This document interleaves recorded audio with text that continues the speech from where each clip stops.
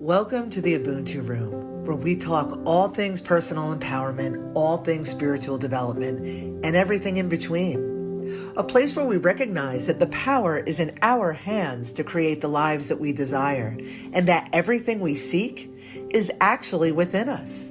So whether you're peeking around the corner with curiosity, or you're sitting in the thick of it with your own spiritual development, I have a feeling there's something here for you. So grab your notebooks, people, and let's get to it.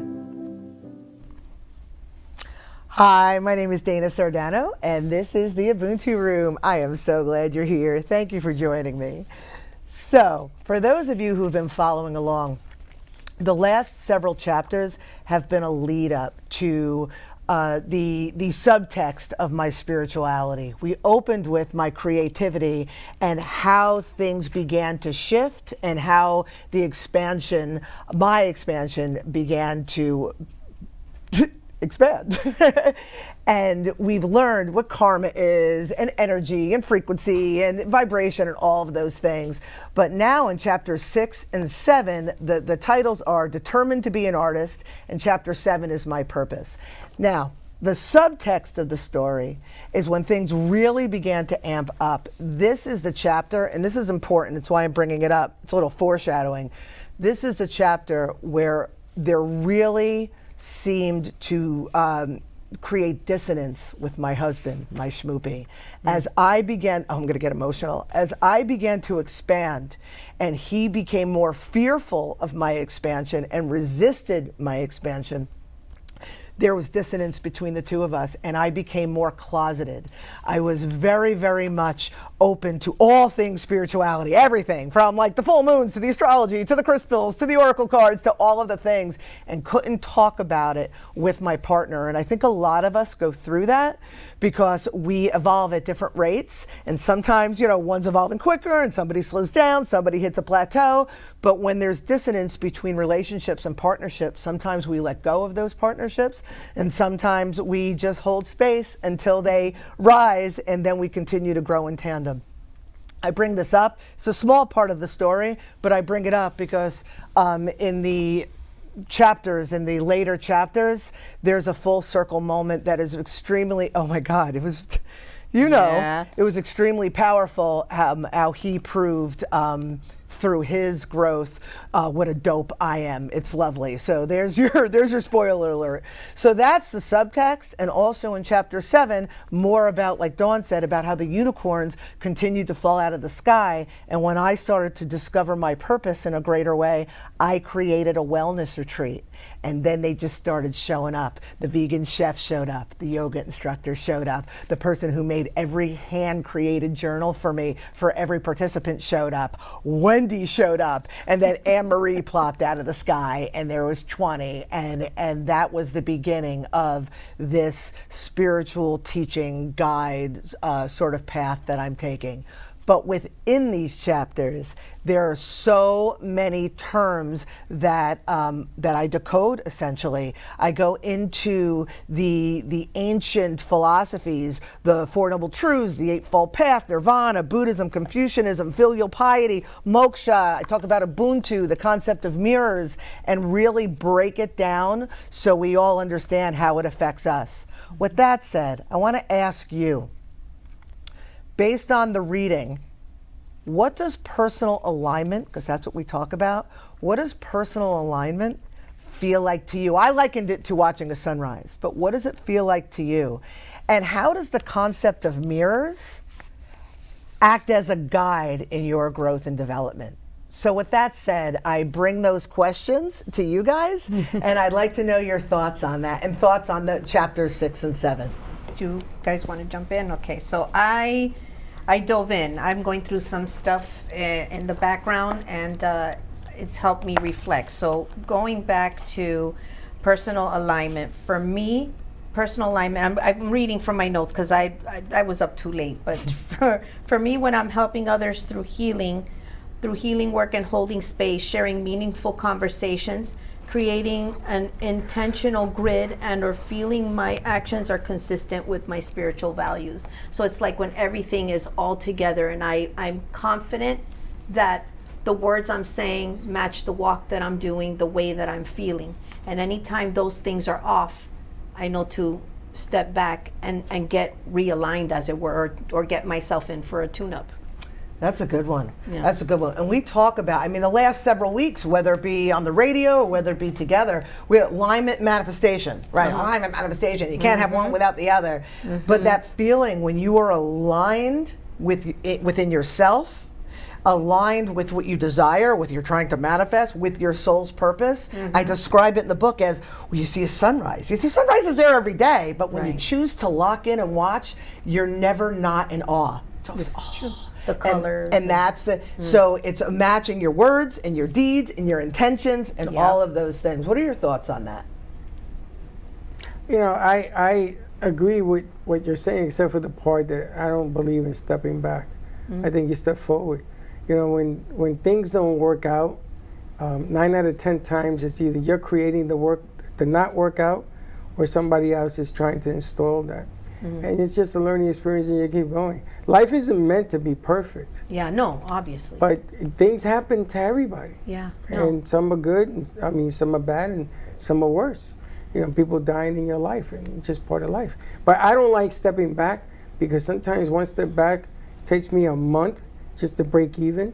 So instead of doing that, I just go forward and just rely on my confidence that it's going to be okay. Yeah. Tomorrow's going. Doesn't mean I don't have bad days. And the weekend, I had a real tough weekend because I was looking at the change upon us that I see, and I didn't want to accept that change. I didn't want to say change is okay. Yeah. But you know, at the end of the day, now I welcome it because it gives me more room to do what I think I want to do. See, how I meant it is, for me personally, I've got my work that's going on, I've got that circus, I've got things I'm figuring out, and I have my dad in the hospital. And it's pretty emotional for me. You know, I understand. So I can't step forward. So I have to take a step back to be able to be my full version, to show up for all of those pieces. I can feel. Yeah. I can feel that when I lost my mom died in a hurricane. A hospital fell on her. Okay, so I wasn't able to say bye to Mom. I wasn't able to be there for Mom. Mom was in a hospital. She was diabetic, and she was in there. I went to bury her, and it wasn't easy to step forward. I kept my sister away. I kept everybody away because they couldn't handle it. Yeah. But you know, the way I saw it, Mom gave me everything in life, and I carry her crucifix with me, and I keep her in my heart. But I couldn't help others around me if I took a step back. And it's hard, and you just got to be a little harder. That's the thing, is that I am showing up for all. I mean, I'm the oldest of 5 siblings. My phone never stopped ringing yesterday. Never stopped. So, and I was up till 5 in the morning. I didn't get to sleep till 5. So that's why it was a little hard getting here. Slept my 4 hours, and I'm showing up. On my watch, I will show up. But I know that if it's an hour, if it's 2 hours, 3 hours, I'm going to take a step back, recalibrate, and then step fully into my power and know that I'm right in alignment. It's the best way I can say it. It comes down full circle for me in that. But for me, I recognize that I need to get off of the Ferris wheel for just a little bit and then get right back on it again. Yeah, you know, I hear what both of you are saying about, you know, you take the step back and you know, move forward. I've always bulldozed everything. That was just my MO. So if I wanted something done, I forced it. And what I learned is the force and the hustle takes far more energy than the alignment. So when I say take a step back, I look at it like looking at a Monet. If I'm looking at a Monet like this, I am not going to make sense of it. Right. But if I take a breath and take a step back, I now see flowers.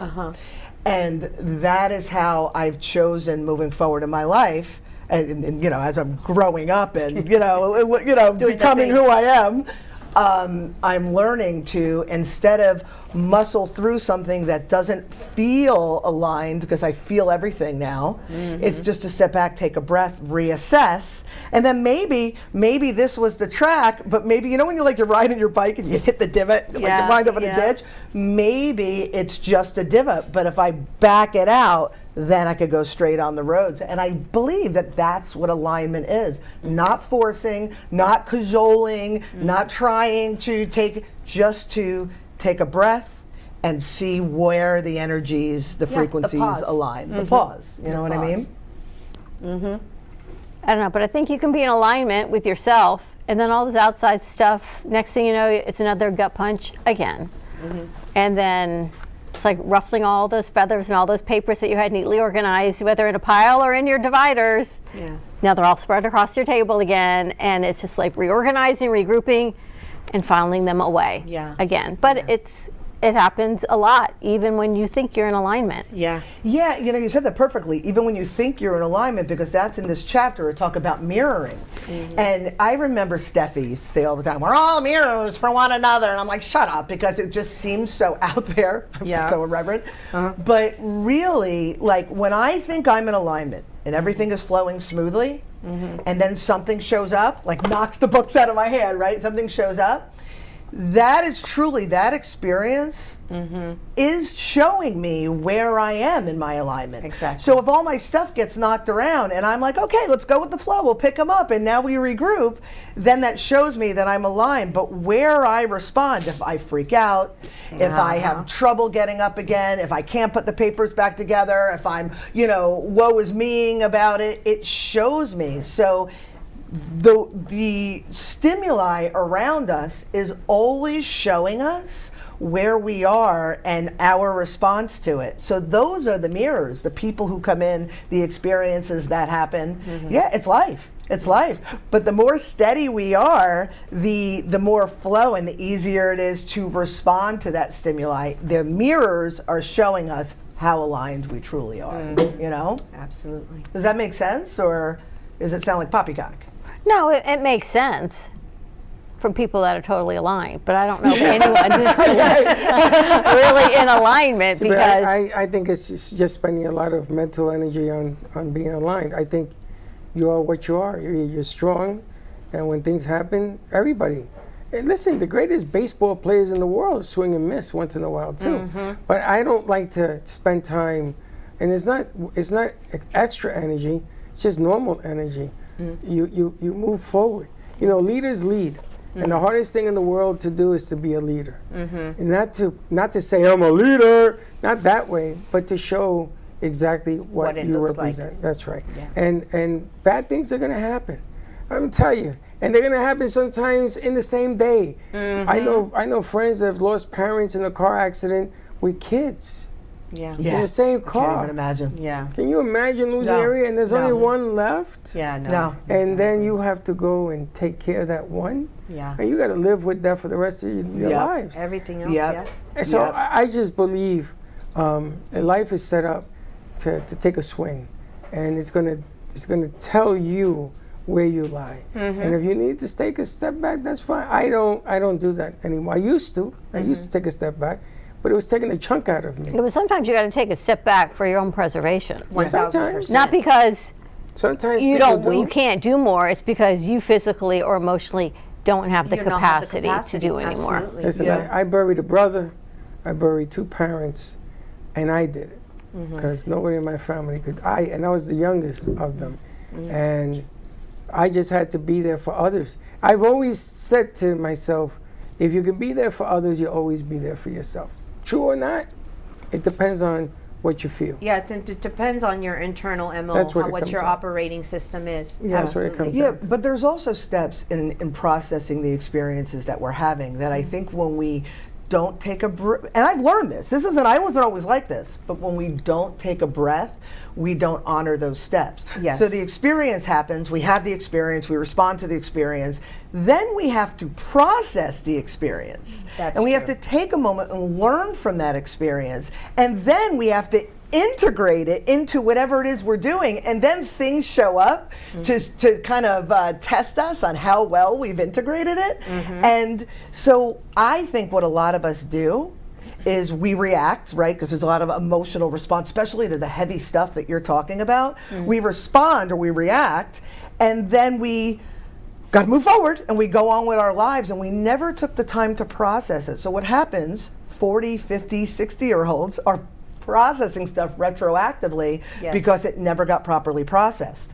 So I think a step back maybe not be the right terminology. I think maybe take pause, take a breath, reflect, process, give yourself grace.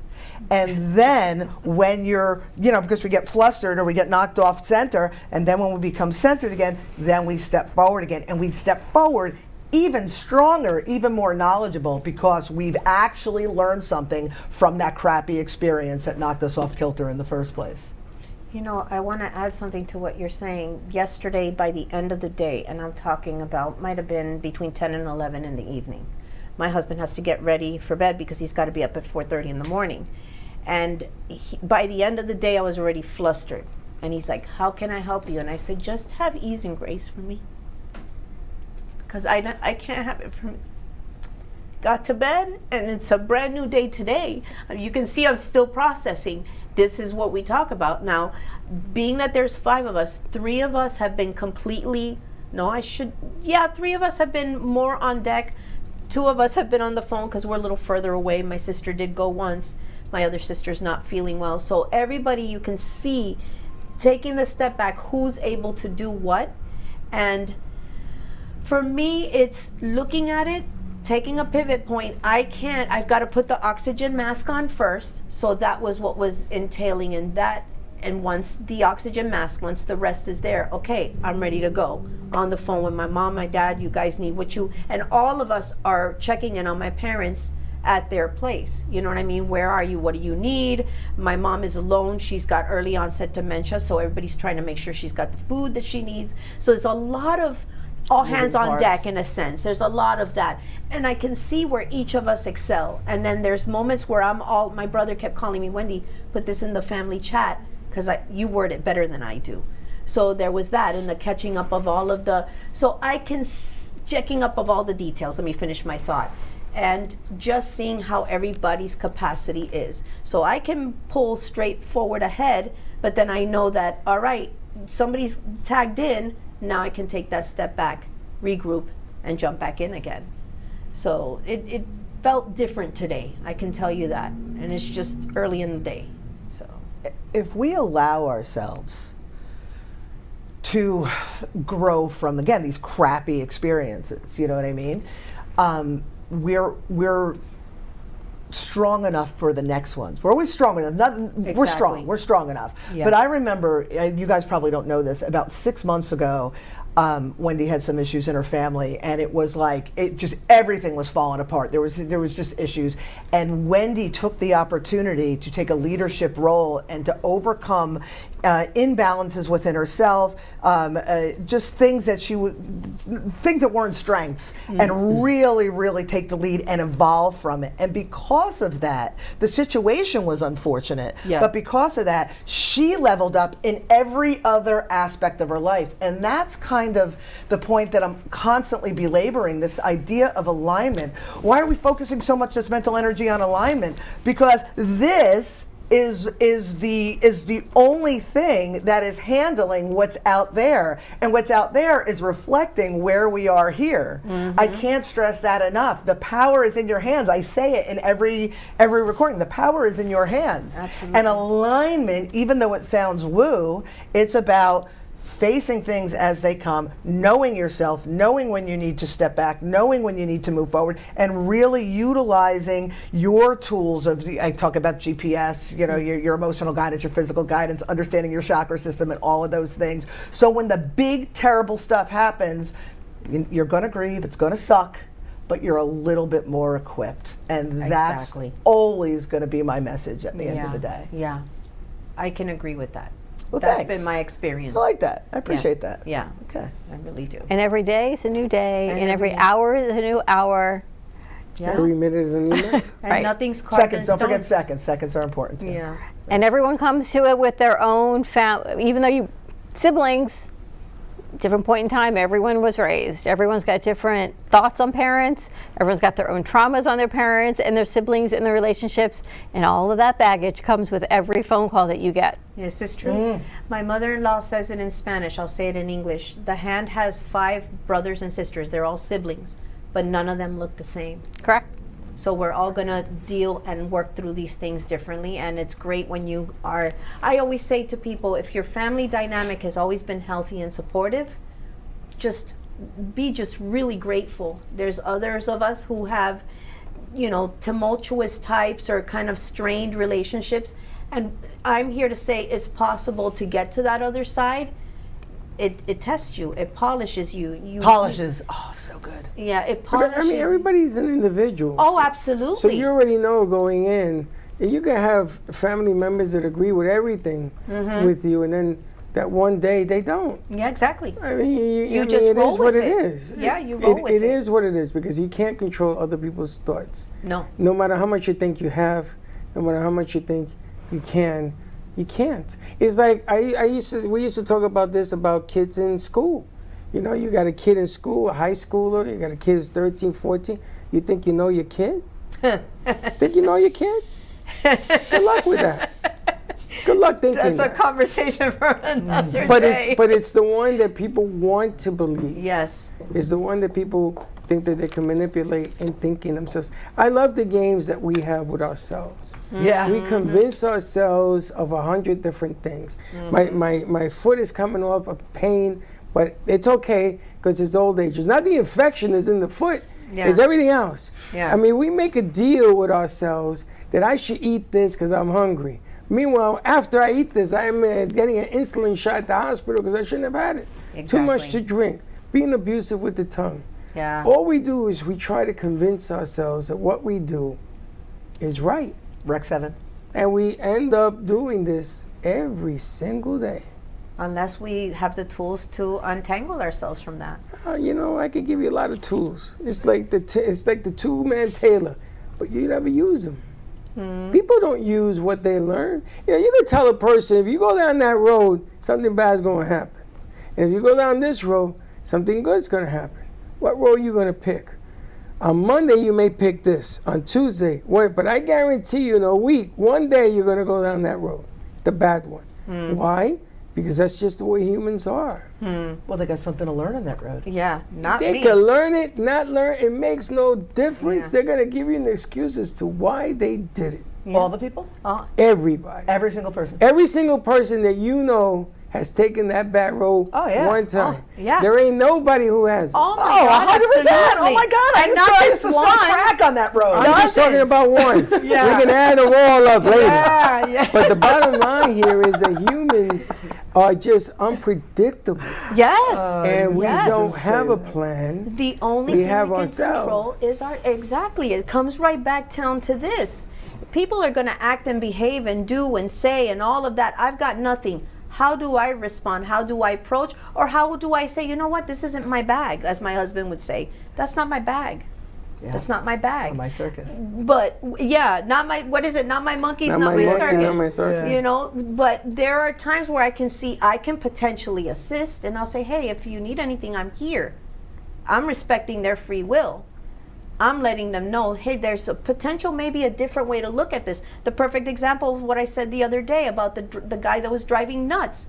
He could have been going to the hospital to rescue I've somebody. been telling kids since I've been teaching in school that. Yeah. I'm like, you don't know. You don't know. We what's want to going flip on. him off, but you don't know if he's got a sick child in that car. You don't know. And I could be the person to flick them off. I have been that person. Yes. Do I want to continue Same. going down that road after this Or experience? flicking them off? oh, Flicking them off, telling them off. double birds. Yeah, You're yeah. debating whether they should. I've actually, Hold the wheel. I got two birds for you. What bird do you, what hand, what finger do you want to use? actually, I don't use the bird anymore. I give the thumbs down Oh. because it's kind That's of more like, refined. It's a little more offensive. Like if I was Yeah. driving and somebody gave me a thumbs down, I'd be like, oh, exactly. That's the way I see it. So I don't give the finger anymore. I give the thumbs down. or one of these. I'm disappointed in you for driving like a jerk. I've never done have either the one of fingers. those. Yes, you have. I saw you. You almost hit us that truck and you gave him the finger. Never. My father used to say to me, you can do what I'm going to say, or I can tell you what you're going to do, because you're not going to do anything I tell you to do. He used to say this to me. And it took a while until I got to NYU. I didn't understand what the hell he was talking about. If you're giving me advice, I think I'm going to listen. He said, you're not going to listen. But I'm going to tell you what you're going to do. So either you're going to listen to what I'm going to tell you, or I'm going to tell you what you're going to do. Yeah. And I never understood what that meant. Because humans are, we have a tendency of negotiating with ourselves. And the good negotiators are good. The bad negotiators have no business negotiating, and they're the ones to commit all the crazy stuff. So when you meet somebody, you say, listen, why don't you try it this way? They ain't going to try it. Yeah, but I think Depends that there's, on their openness. I think there's real value. Yeah, if somebody's open, you assist, but I think there's real value. This is going to sound really kind of like granola, but of being the change. Because I could tell you till I'm blue in the face, this will work, this will work, this will work. I could show you, I could write books, I could create all sorts of curriculum and outlines, because that's what I do. But at the end of the day, if you spend time, I'm just using me as an example, it could be anybody who walks the walk, essentially. If you spend time with me and you understand that I took this and transmuted it into this through these practices, then you're more inclined. It's like you're not going to buy supplements or a workout routine from somebody who's morbidly obese. 1000%. But somebody who you saw was obese and is now in shape, you can buy into that. So I think by being the change, by teaching our children better, the people who are more inclined to want to affect change are going to want to emulate rather than listen to advice. And those who don't, it's not my circus. It's not my, like, it's, they've got their own, they've got a bunch of those side streets to go down to, you know, to the crack dealer and all, you know, whatever, the side streets, until they decide, okay, this is as rock bottom as I need to get. Exactly. Let me try this way. But I don't think my advice, your advice, anybody's advice, especially if it's unsolicited or unappreciated, is going to get anybody to do anything. No. You got to be. Yeah. Gotta You be gotta, if you want the change, you gotta show up. You just show up. One day you're miserable enough, or you're curious enough, wherever your entry point, and you're just like, you know what? I've done this, and this isn't working anymore. Let me adjust. In the case of my siblings, I already know. I said it to my sister. Just watch and see how everybody shows up, and that's their capacity. I'm not going to lose my sleep anymore if my brother, my husband, can only meet at this place. I can't expect them to do this other thing. The same thing with my son.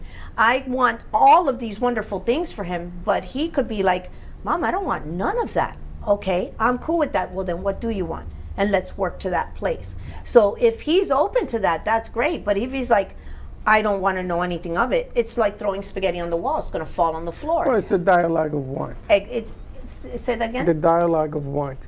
Everything in life is measured by want. Yeah. Whether it's your want, his want, somebody's want. Yeah. It's what's going to take place. But you're right. You can give advice until you're blue in the face. They don't want it. They're not going to take it. It doesn't matter. And that thing about putting the oxygen and the mask on and all that, how long does it take to lift that mask? Oh my God, and decades. put it on the face? It could be decades. It could be, for some, it could be decades. But I can't tell you out of my clients how many times they've had that aha. Like I'll put connections for them, and they're like, I've never thought about it because that way. they're willing, they're aware, and they're willing. They can finally see the connection. And then how many do you have to actually do the mask to the face, and how many want to? I want to say quite a few. But how many then are going to set out to put mask on other people's face? There will How many always be people- those, the but, martyrs. You know, but Then that's okay. But the funny thing is, in my world, if you don't need help, then you wouldn't be here doing what you do. The ones that need it the most are the ones you got to help the most. You can't just turn around and say, I'm not going to help you because... Yeah, but you can only help them as much as if you they can help help themselves. I know, Exactly. I read the Bible, but the Bible also said, in parentheses, nobody wants to admit they want help. So Nobody. you be there. You be hold there. Space, You hold be space, there. you You be the And example. those that don't, what do? You say, okay, No. let me know when you want. You let them Kinda. know I'm here. I'm here. When you need me. But on they your don't time. want. They don't want to hear that. So what do? You turn around and walk away? No. So I really, I full stop. I am here. I recognize where you're at, and I'm here when you need me, how you need me. My Okay. client yesterday, I asked her, do you want me to hold space for you, or do you want advice? And then I know where to meet them, because sometimes they just want to let out. My mom will tell me, thank you for hearing me. And she said that to me countless times. My mom's never said that to me earlier. But because of the fact that I was able to hold space for her, she thanked me for that. Thank you for listening. And half the stuff she was saying to me, I'm like, let me fix it. Let me fix it. But she doesn't want to fix it. But that's your She wants mom. Right. But let's get away from the flame. Suppose somebody tells you, I don't want your help. that's okay. Okay. Then I that's wanna hear okay. from you. I'm here. But they need it more than anybody. That's But okay. you know that. So- They don't know that. They don't know that. And what is it for me to avoid their free will if their free will says I don't want it right now? My I'm sister-in-law. not asking you to force it on them. No. I'm just telling you what you abandon. I'm asking you what Yeah, you but So said. I you don't can- abandon It's not them. abandonment. I It's not don't abandon abandonment. them. I just It's let them know. honoring where they are. Yes, and I'll Respecting give where they them, are. listen, here's my info. If you need just a quick conversation, you want me to pull a card, you don't want to talk to me, you want me to pull a card just to kind of help you, I put that out there. Everybody knows, that's why my phone doesn't stop ringing, that at some point if they need me, I am here. And I'll tell them straight up, I'm not here to force my will. And if you find that there's a better way to do what it is that I'm conversating with you, I am game. I'm always going to have an open table to meet people where they're at, and to have a plate of ziti if they need it, and if they want it, it's there, and if not, they're not. I am just simply making myself aware. I am a bus stop, if you will. I'm here if you want and you need. I am here, but I am not going to.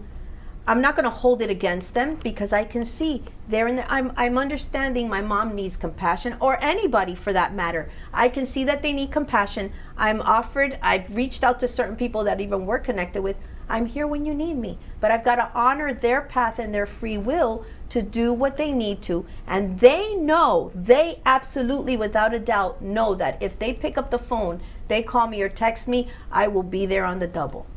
Yeah. That's the way I operate. Yeah. I Yeah. can't speak for everybody else. That's the way I operate that way as well. There's no hard feelings. No. Think about all the people, like just gallery people that I no longer worked with because they weren't ready to pick up what I was putting down. But if any one of those, fill in the blank with those names, called me and said, hey, I need you. Oh my God. Oh my God! Like it. Or I got this issue, or hey, can I bounce this off of you? Exactly. Oh my God, of course. Yeah. You just because Or I'm now struggling. you're available for the assist. You're not available for the assist. There's nothing I could juggle, I could spit fire. There's nothing I could do to force my agenda or what I think is best for you. It's not for me to do Kind of that. disrespectful to step over somebody's boundary if they say, And I the can't do readiness. this right now. I can't do this right now. My husband has done it. And what, am I going to get mad and say I'm going to sleep on the couch because I'm mad at you? No, he's letting me know he has no capacity, and I'm going to reach out and I'm going to tell him, you know what? I comprehend. When you need me, or if you need me, I'm here. Just the same way Yeah. my husband did for me yesterday. And it looks a lot of different ways. It looks Yes. like ghosting. It looks like acting out. It looks like, it shows itself in different ways. But the lack of, being receptive, it's a blanket. Like if Yeah. somebody's not receptive, it's obvious. Yeah. All right, so for more information and to continue this conversation, you can get your book. You can get all the books, Beyond the 10, Decoding the Woo-Woo with Dana Sardano at ubuntu.fishgallery.com. And more conversations, people can give you guys a call. Wendy, how do people reach you? holisticblessings.com.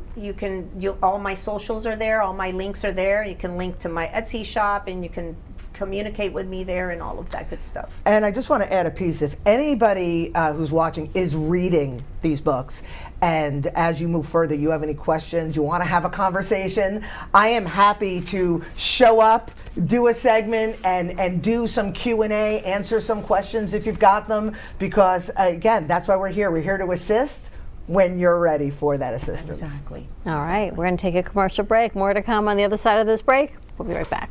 Greatness isn't something you chase, it's cultivated. The Ubuntu Girl's Guide to Greatness, written by Dana Sardano, is rooted in self-dedication, personal growth, and simply living in greatness. Inside, you'll find empowering prompts, hot tips, and space to journal your reflections. Featuring vibrant artwork by Dana Sardano, this is more than a book. It's a visual celebration of feminine power in all its forms. Bold, colorful, and unapologetically authentic, ready to be great? Grab the Ubuntu Girls Guide to Greatness at ubuntufishgallery.com. Also available as a beautifully designed deck of cards to bring greatness wherever you go. What if learning didn't just teach children, but helped heal, empower, and awaken the whole child? Veda Finds Her Crown, written and illustrated by Dana Sardano, is a fun, interactive experience for adolescent children, blending a relatable story with a hands-on workbook that invites them to read, reflect, and apply Veda's journey to their own lives. Paired with the 9-week chakra-based curriculum and accompanying deck of cards, children explore self-awareness, emotional regulation, and confidence through creative cross-curricular learning while addressing the needs of the whole child. Because, after all, when we educate the whole child, we empower the whole human. To grab a copy, a deck of cards, or the whole kit and caboodle, go to